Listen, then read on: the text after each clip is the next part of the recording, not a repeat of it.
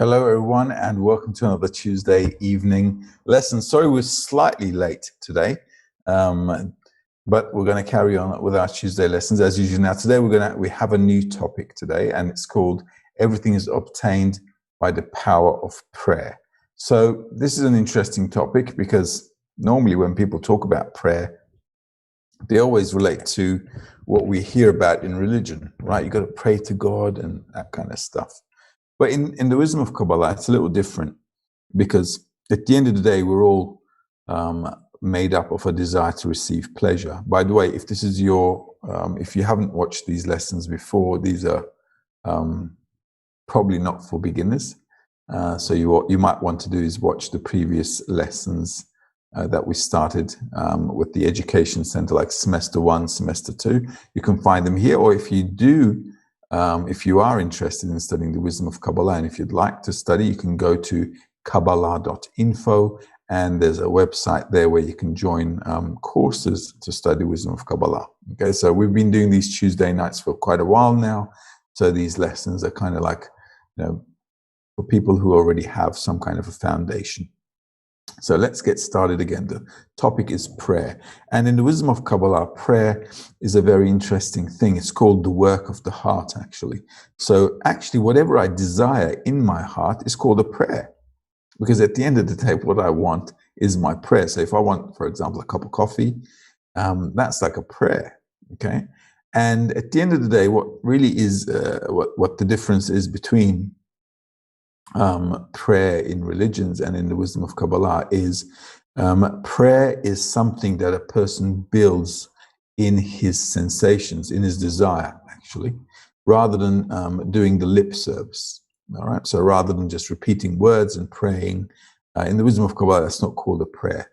In the wisdom of Kabbalah, praying means that I have a desire in my heart that I really want it to come true. And obviously, there's a certain thing called the right prayer, which means something that is compatible to what life is trying to bring us to. Now, as you know from the wisdom of Kabbalah, there's a purpose to creation. There's a purpose to our life. And our life's purpose is to attain a higher level of consciousness. This is also sometimes called adhesion with the Creator, or understanding the laws of nature, or living in another perception of reality where we can actually feel completely balanced and good. So attaining that higher level can only happen if I want it to happen. And a prayer is actually something that I'm trying to build. So that is what will happen. That's what I want it to happen. Okay, that's what I want to happen. So this is why building a prayer, or the topic of prayer, is a room for scrutiny in the wisdom of Kabbalah, and it's not something that's easy to get your head around in the first lesson, maybe. So what we're going to do is we're going to read selected excerpts, as usual, from selected sources, from authentic Kabbalistic sources, from our webpage, and from there on, what we're going to do is, if you've got any questions, we're going to go over them, and I'll try to explain as best I can. Okay. So let's move forward. So let me put my glasses on. I think I'm going to need these. All right, so we're going to read an excerpt from Baal HaSulam from letter number 57. Everything, small or great, is obtained only by the power of prayer. All the labor and work to which we're obliged are only to discover our lack of strength and our lowliness, that we are unfit for anything by our own strength. For then we can pour out a wholehearted prayer before him. So this is a scrutiny that a person needs to come to. Now, when I say needs to come to, obviously I can't just read an article and find myself in that state. It's not going to happen. So this is why we call it, studying the wisdom of Kabbalah. Studying actually means that inside of me, I'm building some kind of a necessity, a requirement for inner change.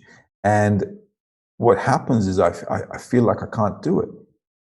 It's not that I feel like I can't do it. I see that it is impossible to do it. And also, I don't really feel like changing. I mean, I don't mind the world changing, and I don't mind changing the world, but to change myself is not something that a person can really agree with and wants to do. It's really a discomfort for us. So as we're advancing in the wisdom of Kabbalah, what we want to do is attain the attribute of bestowal and this mutual care between us, which is actually the attribute of the Creator, or the attribute of nature as well, actually, because we can call nature God, Creator as well, it doesn't matter. And the law of nature is balance. And if you look at the reality, human being is the unbalanced part of reality. We all want to, we are the only creatures probably in the universe who destroy their own home, which is our planet. All right. So we're the only guys who do that. So accordingly, life is actually bringing us to see and to understand that we're actually horrific. We're really lowly. And that's what it's saying here. And the study should actually bring a person to see one's true nature, that I'm really not capable of doing some stuff that I really would like to do. I'm just not capable. I don't have the strength, the mind, the enthusiasm. I'm just not there. So the study brings a person to that. And that does take some time. It really requires a person to make some effort before he can see that he's really incapacitated to do anything. We could argue about this, so I can decide that I'm unfit for anything, and why all the labor and exertion. However, there's a natural law that there is none so wise as the experienced, and before one tries to actually do all he can do, he is utterly incapable of arriving at true lowliness, to the real extent as said above. So this is actually what I mentioned as well. Baal HaSulam is saying that, listen, we have to make an effort in order to understand that we are lowly. This is why we must toil in holiness, which is the wisdom of Kabbalah, basically. So we must toil in our spiritual work and purity, trying to correct ourselves. As it is written, whatever you find that your hand can do by your strength, that do, and understand this, for it is true and deep. So a person who's studying the wisdom of Kabbalah really needs to do everything in his power that he can to advance, and then finally realize that there's a limit to where the buck stops, and he understands that he's not going to be able to change with what he's doing. I reveal this truth to you only so you would not weaken or give up on mercy. Although you do not see anything, for even when the measure of labor is complete, it is the time of prayer. But until then, believe in our sages. I did not labor and found, do not believe. When the measure is full, your prayer will be complete, and the Creator will grant generously, as our sages instructed us. I labored and found, believe. For one is unfit for a prayer prior to this, and the Creator hears a prayer. So what we have to understand here is that a person really needs to do his maximum. He needs to max out. Once he does that, he can come to this inner discernment that I've done everything I can and there's nothing else that I can do that's going to change anything. Okay, and this is how one actually starts to build this prayer. Okay, so remember the topic is prayer. So Baal Islam is saying, well, how are you going to build that prayer? It's not going to be, it's not going to happen with your lip service, that's for sure. So how we're going to build a prayer, we need to exert as much as we can. So we have some desire to have some personal change. Okay, let's move forward to number 2. If there are any questions, let me know. If there's just one. Okay, so there's a question from David. Let's do this and check out David's question. How can we help our friends get to the state of true lowliness? Well, there's only one thing we can do, right? We can facilitate, everyone can facilitate the others as best they can to do the work in the environment. Okay, so for example, if you got a 10 and you're always showing them that you're working, doing your best, it'll also compel them to try and do their best as well. So when everybody's trying to do their best to move forward, right, then that's like, we're all helping each other out in that way. So I want to be a good example to all the friends, do the best I can. And if everybody does that, we're all doing the best we can. And then we all come to the understanding that we're all lowly. Right? Simple equation. So all of us working together, and, that common work must happen. Otherwise, individually, there is no spirituality. You can't be in spirituality if you're on your own. Even if you're on your own, think about it, you can't even feel that you exist if you're on your own.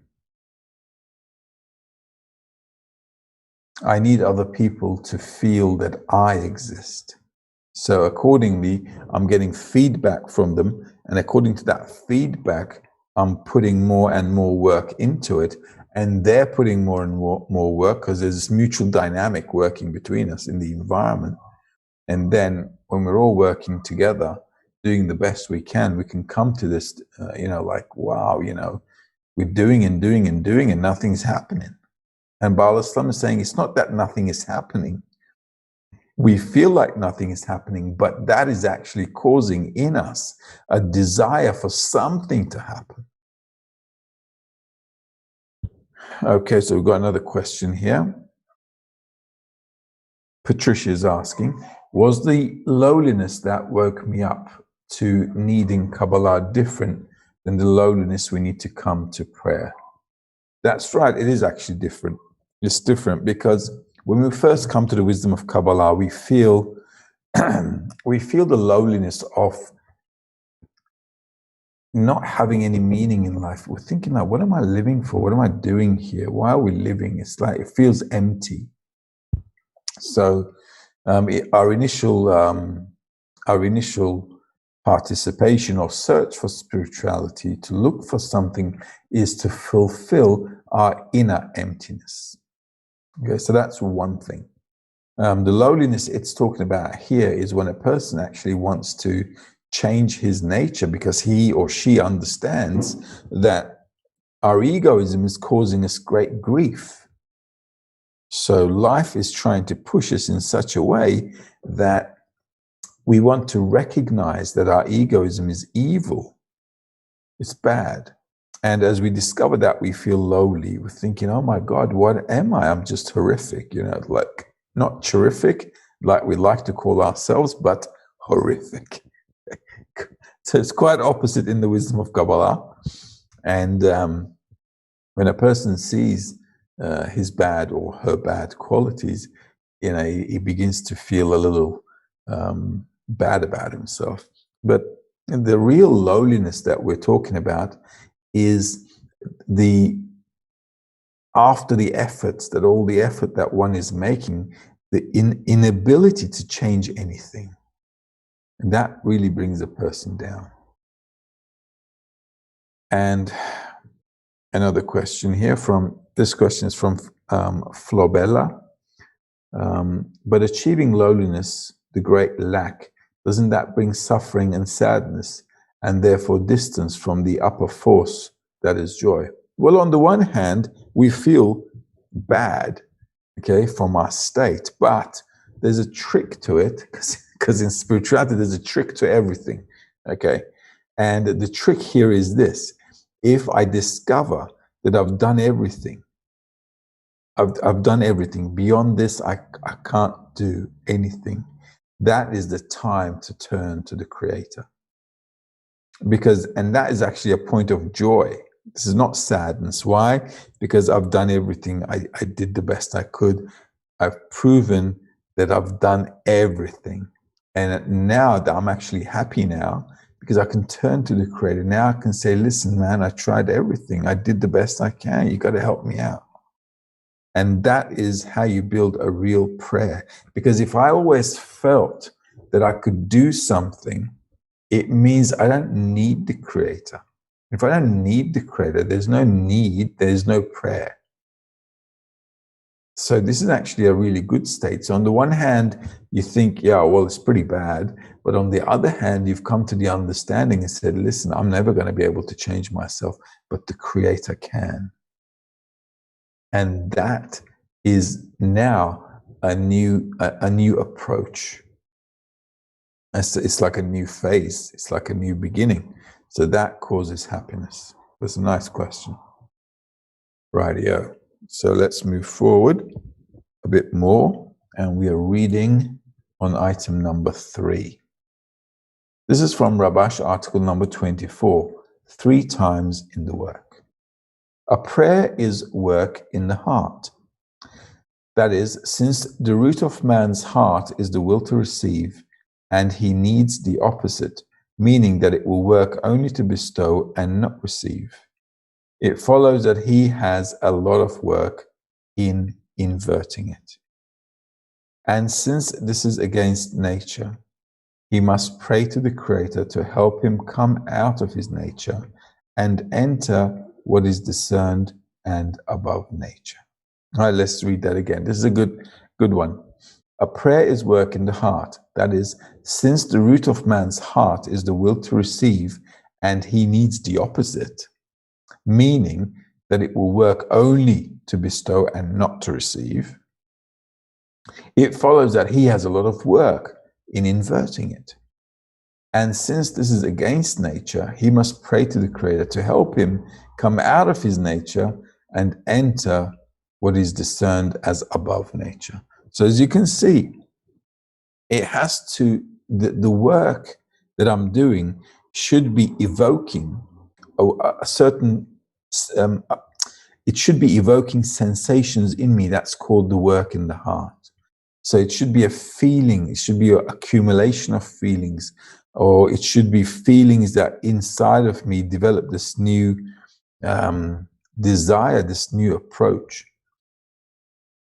Because our root, as he says here, root of man's heart is the will to receive, and he needs the opposite, which is love and bestowal, meaning that it will only work to bestow and not to receive. It follows that he has a lot of work in inverting it. This is why only a few people come to the wisdom of Kabbalah, because we're the only people who say, well, you know what?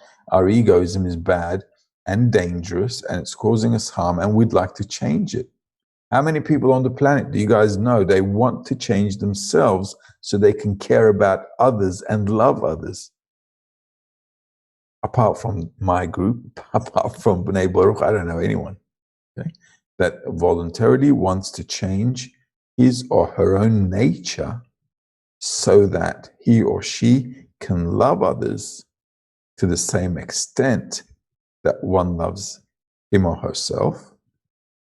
I mean, who's working on that? It's an extremely difficult job.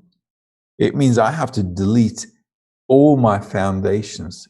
I have to completely delete what I am and who I am and build something completely new and opposite that was not there before. So it's really a tough job.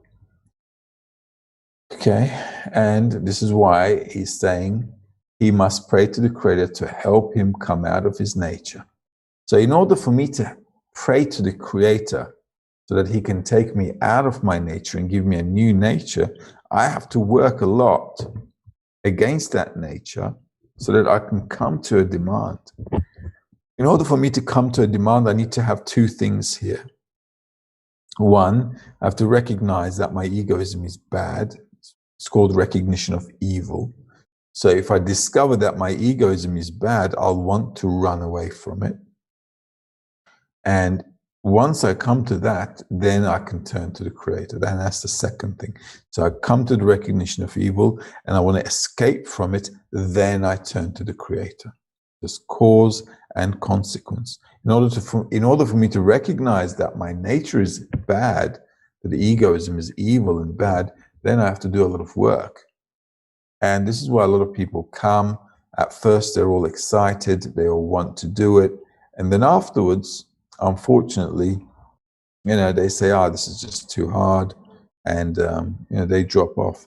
Actually, everyone can do this work. Studying the wisdom of Kabbalah is not hard. Anybody can do it. It's just a matter of using the environment correctly. If I use the environment nicely, I use it in a way where I can get power from it. So I can use myself to get strength from it. Then I can, really advance nicely as well. It doesn't have to be hell to be healthy, as they say. So if a person uses the environment well, he'll be doing good. Another question by David. Can we really do anything corporeally to bring us to this state? Well, yeah, we do that corporeal stuff because you have to start somewhere, and corporeality is where we exist. So because we exist here, then, what can you do? We got to start here. And how do we start? We start with the lessons. Why? Because the initial thing is I have to learn what my nature is. I mean, if Rabash didn't tell us, or Baal Islam didn't tell us, or the Kabbalists didn't write about it, how would we even know that we're bad? I mean, you ask a guy on the street, say, listen, you're evil, you're bad, you're a disgusting egoist. He'll say, what are you talking about? I haven't done anything. Okay, because he's not there. He's not there. Okay, so in order for us to discover all this, we have to really work on it and start learning first with the lessons. And then we have to apply what we've learned in the 10. And by applying it in the 10, I can then come to discernments, because all our discernments in corporeal life and in our spiritual endeavors, it's all about the connection between us.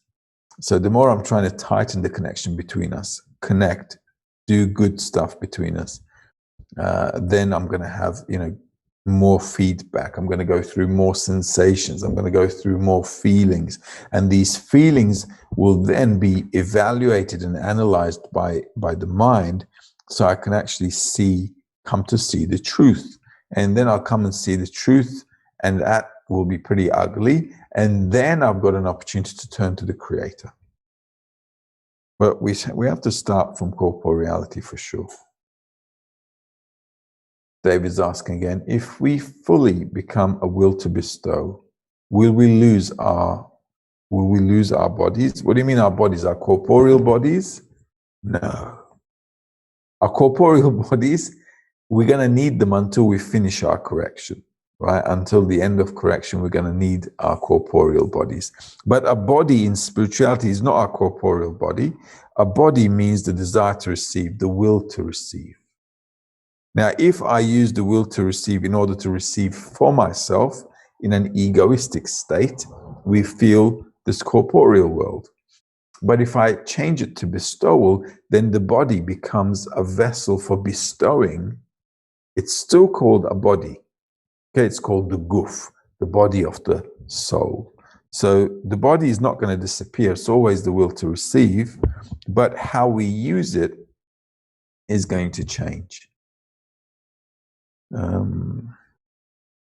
Kevin's asking, what sort of percentage succeed and carry on studying? Well, that's a good question. What's the success rate you're asking? Well, that's a good question. I have no idea. How can I know? I'll tell you why you can't really tell. Spirituality is something you know, it's not like a test we take at school and somebody gives us a grade and then we say, you know, 70% of the class passed and the 30% failed. It's not like that. Spirituality is an attainment, so I have to really get there. And the beauty of it is where I am, nobody else can tell because it's my inner state. It's like I can't describe to a person, well, nobody can describe to another person how they feel. I mean, we can try to explain how we feel, but what we actually feel, we will never be able to describe and to pass on to somebody else. So a person who's in fact in spirituality, he won't even talk about it either because there's nothing to talk about. This is why it was so hard for Kabbalists for centuries to kind of tell people what spirituality is, because nobody's framework, their mind, the like capacity is there to even scratch the surface.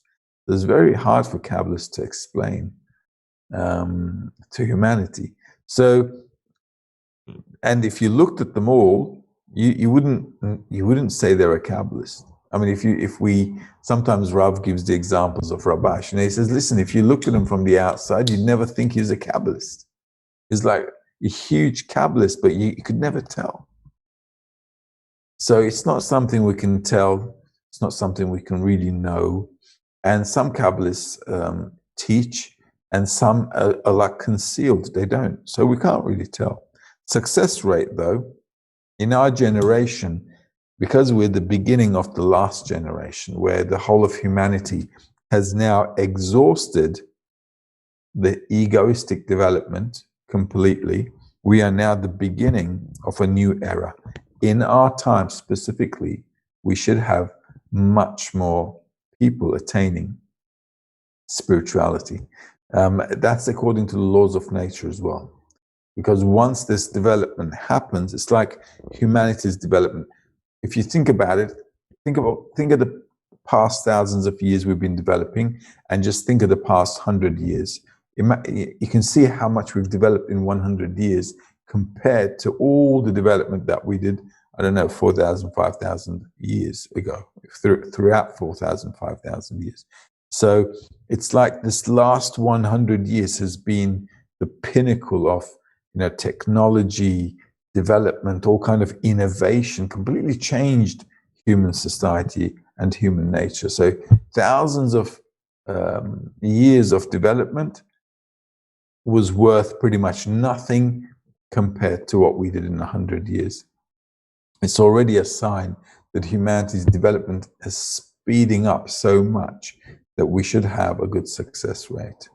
However, though, I can say this, Kevin, students who study for at least a few years, even after the first year, because I've got students and I can tell you that as well.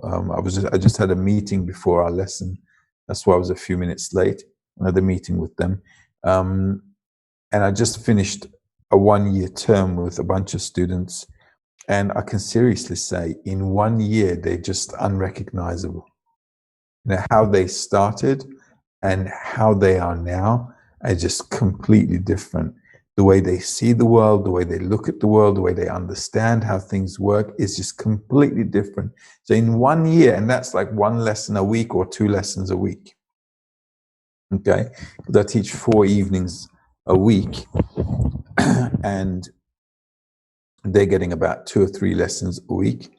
And just from that, the amount of change they went through is amazing. They're already like a few centuries ahead of a person who hasn't studied at all.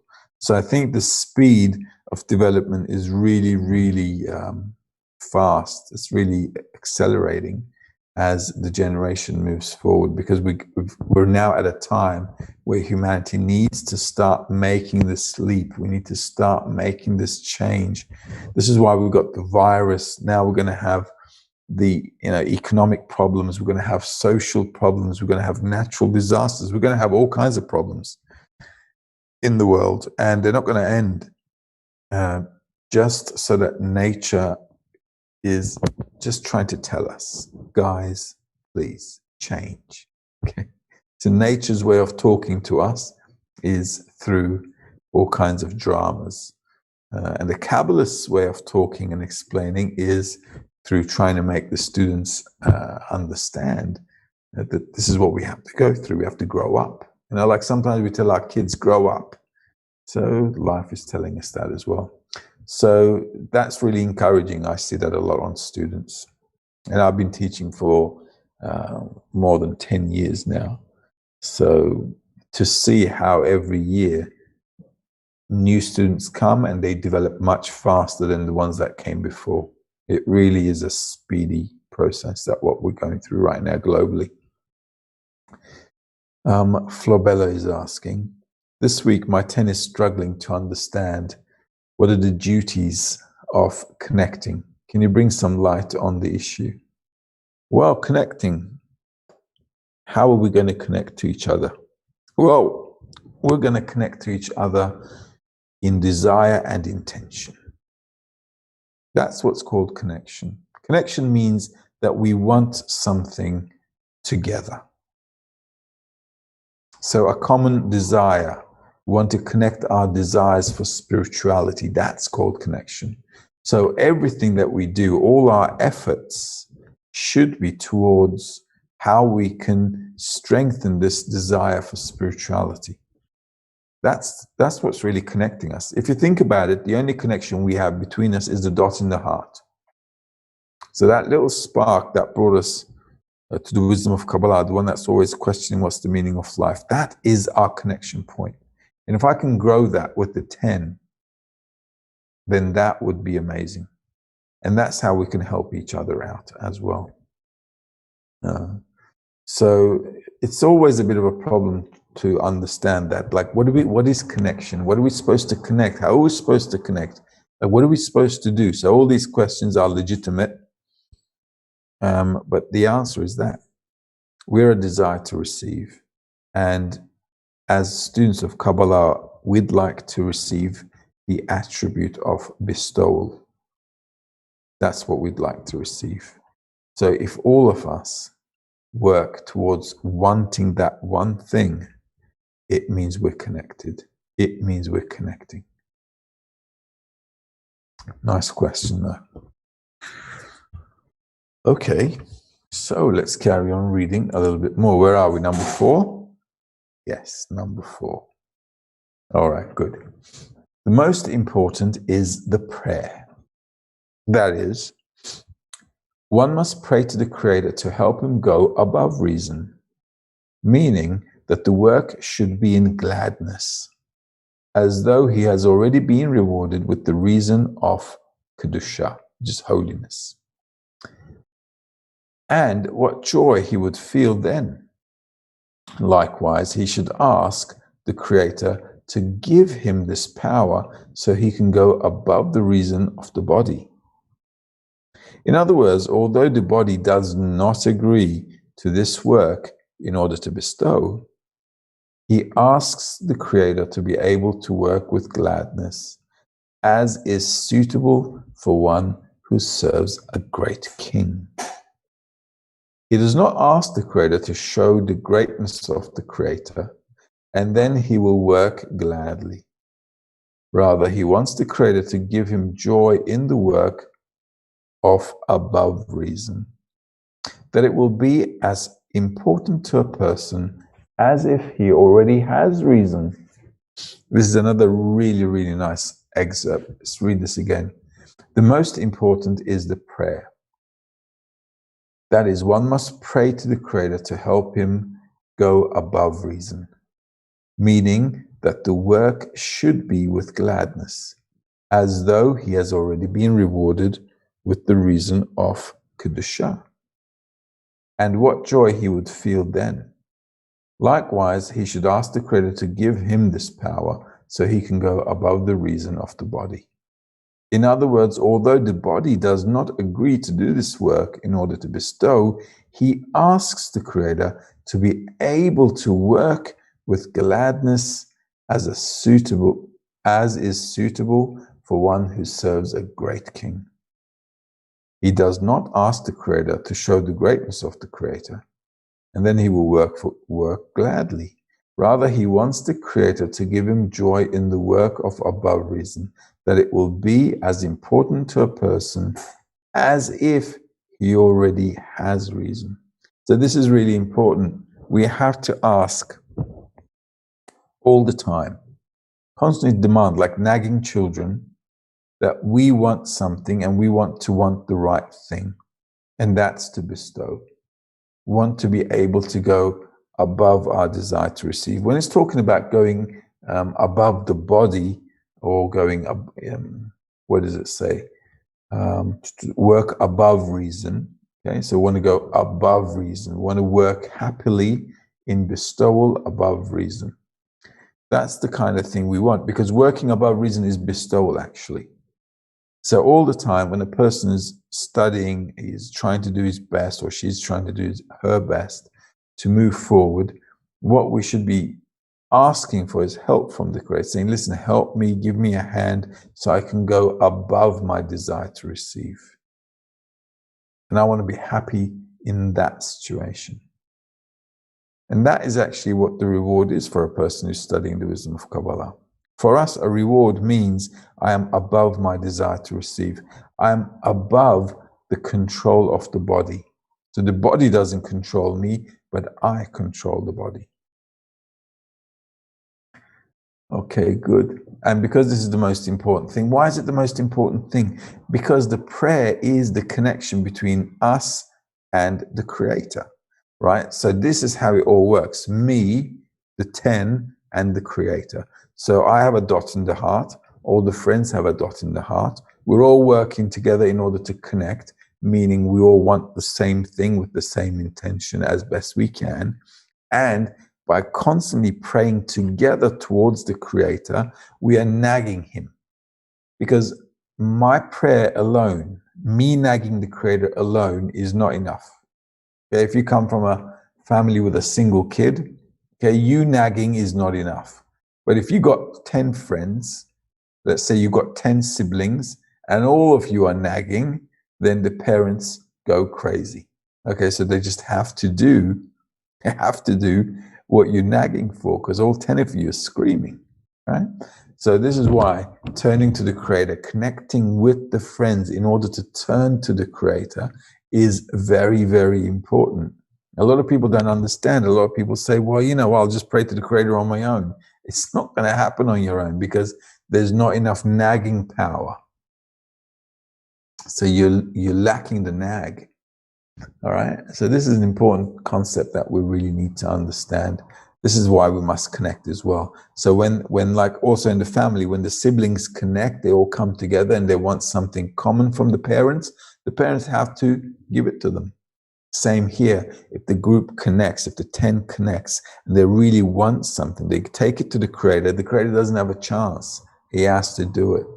Laws of nature. Same thing here. Okay, so let's see. There's a question by Patricia. Can you add some insight to, let me see, love deviates from the right path? Is that a sign we're not in annulment? Love deviates from the right path. Well, I wouldn't say it deviates if it's the right kind of love. Love deviates from the path is not like I'm leaving the wisdom of Kabbalah. Love actually compels me to do something. So we could actually say that. Love compels a person to do something for others, willingly and happily and joyfully. It does make me leave my desire to receive for myself. And that's a deviation, but that's a positive deviation we're looking for in the wisdom of Kabbalah. So if I'm going forward in love and bestowal, it deviates me from my personal interest, that's right. But it puts me on track to love and bestowing others, which is where we want to get to in the first place. Annulment. annulment is necessary if I want to do something good for somebody else, because annulment means that I'm giving you more importance than myself, and that is actually the ability to bestow then. Because in spirituality, it's all about the importance of things.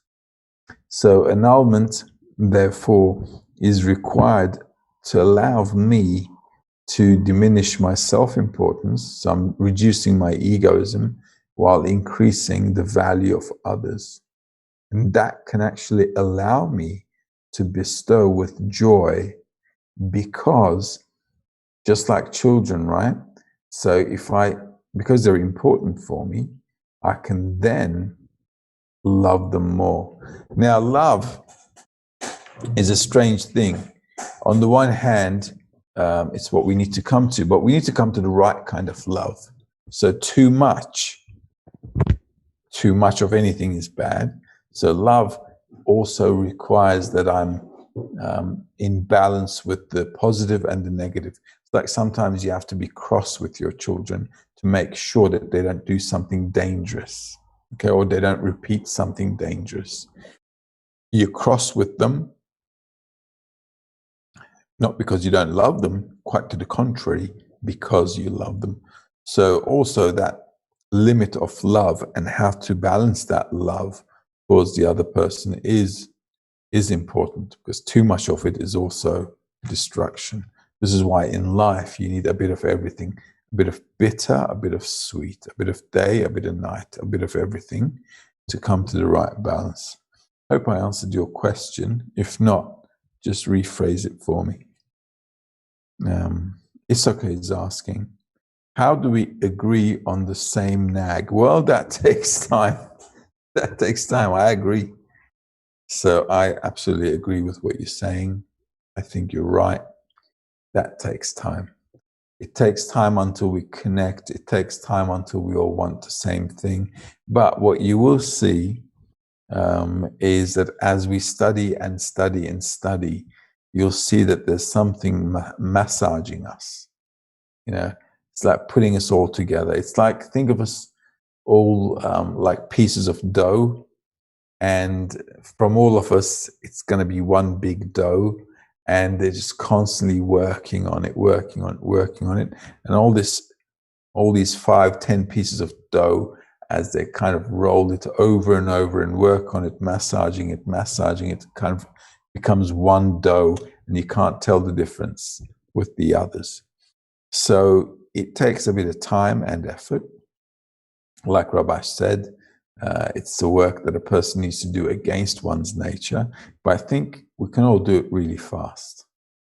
I mean, like I said, with the students that we see now who make the effort, they really move fast and quick, and it's really encouraging to see that as well.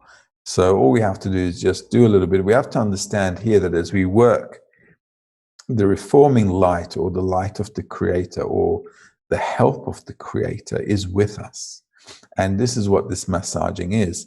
So this is sometimes all of a sudden students say, oh, listen, I've changed so much. Okay, so how did you change so much? It's because as we study, that force from the outside, even though we don't feel it, it's working in us. You can also see the same thing with COVID-19. Everything in life is working on us, right? So, for example, we're now going through, as humanity, going through this cycle of COVID-19 with the lockdowns. Everything is like blurry. We don't know what's going to happen. Our whole approach to work has changed because we're working from home. Some businesses closed. Some businesses will never come back. And although we're all trying to get back to what was before, it's not going to be like that at all. Why? Because all the things that we're going through is actually causing inner changes, despite the fact that we don't feel like we're changing. So humanity will look at life differently as it tries to go back to the old way of life. It will begin to understand that, you know what, I don't want to go back to that old way of living. I mean, think about it, right? Now let's say now you're working from home, and now that the pandemic is over, what are you going to do? Take 2 hours of traffic going to work every day, get up, shave, get dressed up and nice in order to go to the office? What for? You were working from home without the traffic, without the expenses for, gas and clothing and makeup and all kinds of, shaving and all kinds of stuff. All of these things, you understand, are just now redundant. We don't need all this stuff. So humanity is going to have a new way of looking at things. So it's going to be really actually difficult for us to go back to what was before, and we won't be able to do it either. So like I said, as we work, this inner change is happening inside of us, and so we will get there. It's just a matter of studying and time. This is why it says, we need to give a lot of effort to make sure we're going through this change. Okay, cool. David's asking, someone in my 10 participates in Rav's lessons in a different room from the rest of his 10. Is that normal? I don't know what's going on in your 10, so I can't say. Ideally, we should all be together, right? Despite the fact that we may have problems. There's always going to be problems in the group. There's always a problem. And if there isn't a problem, it's actually not a good thing, because we want to overcome the problems. We want to go through these things and overcome them. So on the one hand, we're all trying to treat each other with love and bestowal. Negative things will come up and we should fix them. And the best thing is always for the group to be together. But, you can't force anyone. So what can I tell you? Isuke is asking, how do we effectively use the 10 to sharpen our perception and sensitivity so that we can accelerate bringing this love, the Creator, into full revelation? How do we effectively use the 10? Look, what we need from the 10 is motivation. We need the drive, the energy to move forward. That's what I need the 10 for. Because we're working against our nature, the 10 has to be like a fuel tank. I need to be able to go in there and fill up my tank and just run forward all the time. So ideally, that's how the 10 should be. This is why we're always trying to treat each other nicely, trying to help each other. We're always trying to build a good connection, love of friends between us. Why? Because if I feel like we've got love of friends, then I'll feel comfortable in that area. I'll feel comfortable among the friends, and I'll want to be with them. And if I want to be with them, I'll want to do things with them. So this will give us the energy and the drive. And that's the most effective way to use the 10 and the group. And obviously having a good framework really helps. The morning lessons are important, dissemination is important, the gathering of friends, that's important. So if I have a nice framework where I'm constantly directing myself towards the goal, and plus I've got the friends and we're always trying to connect with a good mood, trying to help each other out, that's the best way to go forward. Okay, so I guess that was the last question, yeah? We've got one more. Okay, I answered that. Okay, so we've got one more. Okay, so Mine is asking, true prayer comes from the bottom of the heart. And how can our hearts be unlocked? Okay, well, we all have a heart of stone, actually. And we need to soften it up. And what softens it up is time. So what I can't do, time can do. The important thing here is to study consistently. We have to just keep going and going and going and going. We've got to be like little kids. These little kids, they don't stop. They don't stop. So until, like, I've got a little kid, and until he's exhausted his full power, he does not go to sleep until he's completely knocked out. That's when he sleeps. Okay, and we've got to be like that. There's constantly wanting to know, wanting to do, wanting to advance in life, right? It's constant motion. Kids do it naturally.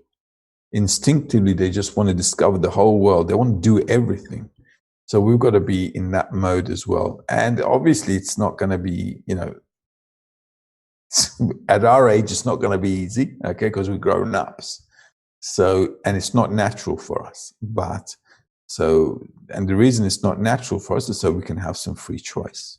So I have to use the environment and to make sure that I'm constantly in the study. And over time, as you grow used to the environment, the friends, and you're constantly working with them, then you begin to develop this sensation of love.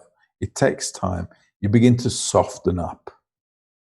You really begin to soften up a little bit. You begin to become mature, patient, more welcoming, more open-hearted, more understanding. Everything. It's all of a sudden you just become this softy. And it works. But it takes time. It's a good state. But we will get there. Okay, the important thing is to work consistently and constantly so that we can constantly move forward. And the more you delay yourself, it's just going to cause you more dramas because life is this pushing force from behind and it's not giving us a good taste when it does that. All right, so I think we're all good, yeah? We're all good with the questions. Okay, dear friends, it was a pleasure being with you on this Tuesday evening. Hopefully we'll see you guys again next week. We'll carry on with the prayer next week, or if not, I might have a surprise for us because we're entering Pesach, so we might do something regarding Pesach. Okay, that's also important. In the meantime, have a good evening or good day, depending where you are and when you're watching. All the best. Take care. Bye-bye.